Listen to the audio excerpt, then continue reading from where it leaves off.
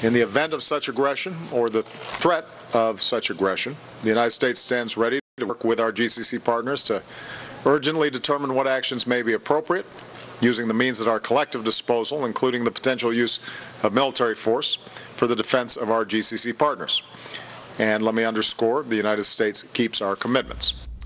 President Obama trying to reassure Gulf nations by committing to help protect them from external attacks, including not ruling out the potential use of military force. And we're back now with our panel.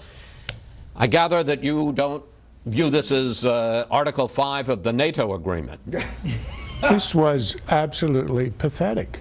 If this was meant to reassure the Gulf states, I'm sure their hair is still standing on end. Let's go over this. There are a few ellipses here.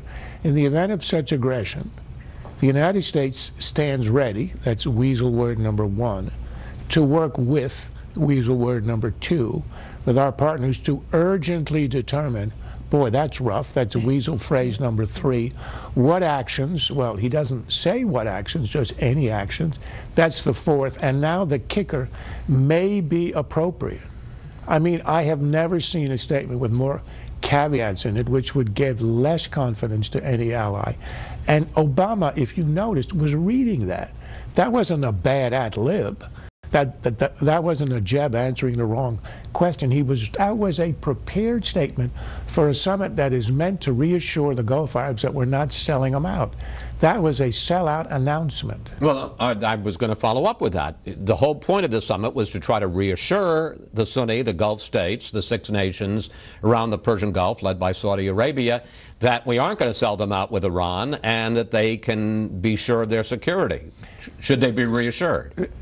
They should be terrified. In fact, in one of the other answers, he was answering the objection that we're going to be unleashing billions of dollars into the Iranian treasury, which they will obviously use for the mischief, the destabilization that they are doing in the region, including Yemen, Syria, etc., threatening the Gulf Arabs. His answer was, among other things not to worry, is that Iran has a lot of economic needs, and they have made a commitment to their people to invest in infrastructure. So they are not going to spend it, I assume, on Hezbollah, Hamas, the Houthis, and all the others. That is preposterous, and any Gulf Arab who hears that would be triply terrified. You know, Mara, the whole point of this summit was to try to head off a Sunni nuclear bomb. The concern is that we're going to have an arms deal with Iran and that's going to at least leave a nuclear program infrastructure in place. And the concern was that, well, Saudi Arabia and other Sunni nations are going to want to match that at the least.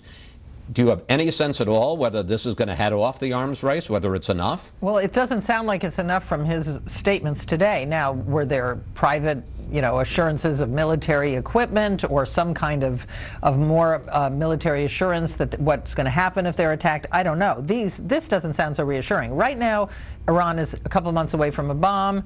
That's enough to send the other Gulf states looking for a bomb of their own. If Iran gets a lot more money and in 10 years can proceed to make one, I think the outcome is the same. I think we're looking at a nuclear arms race in the Middle East. You spend a lot of time covering the White House, and one of the big issues was the fact that a couple of the leaders, especially the Saudi king, who supposedly was going to come, then didn't come. Behind the scenes at the White House, how upset were they with that? I don't think they liked it, but they spun it as best as they could. Other people came.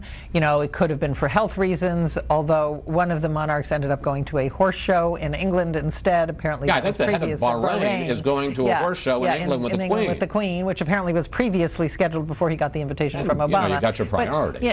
But this isn't. It doesn't look good. But he needs to. I don't know what he can do other than really promise them real military protection or the kind of arms they want to make them feel more comfortable. Judge. I think he's going to do whatever he wants to do with respect to Iran. I think he knows the legislation that was passed by the House today, which he's about to sign, is unconstitutional.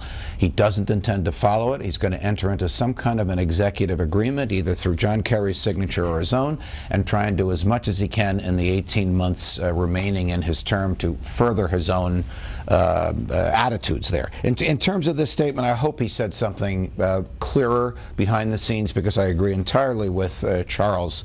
that this is utterly meaningless and gives him an array, 180 degrees of which way he wants to go. That's how many caveats there are in this. You know, it's interesting, Charles, because this originally started out as a nuclear deal, but you hear people in the administration talking increasingly about a realignment, that this is not just going to stop Iran's nuclear program, but that it's going to boost the moderates like the President Rouhani. We've heard a lot of talk over the years about Iranian moderates, but I've yet to meet one, and that it also will help heal the rift between Iran and its Sunni neighbors. You seem to be dripping with skepticism. I'm trying to restrain myself here. The search for moderates in Iran is eternal. It started with Ali North and McFarlane way back in the Reagan years. Even Reagan was looking. And he got sorely disappointed by the result. There are none. They all agree they want to go nuclear. They all agree they want to dominate the region. Some of them are softer on economic or domestic policy. That doesn't mean a thing to us. And this idea that somehow releasing, jump-starting their economy with $50 billion as a starter, as a signing bonus, even Max Scherzer didn't get anything like that, is going to moderate their behavior rather than accelerate it, is simply idiotic on its face. The Gulf Arabs know that, and they cannot believe that the President of the United States actually believes it or is pretending to believe it. Please, next time, don't sugarcoat it. And Max Scherzer is a pitcher for the Nationals who got a $210 million signing bonus. And deserves every penny of it. The annotated version of Charles Krauthammer. That's it for the panel, but stay tuned to see the build-up for the next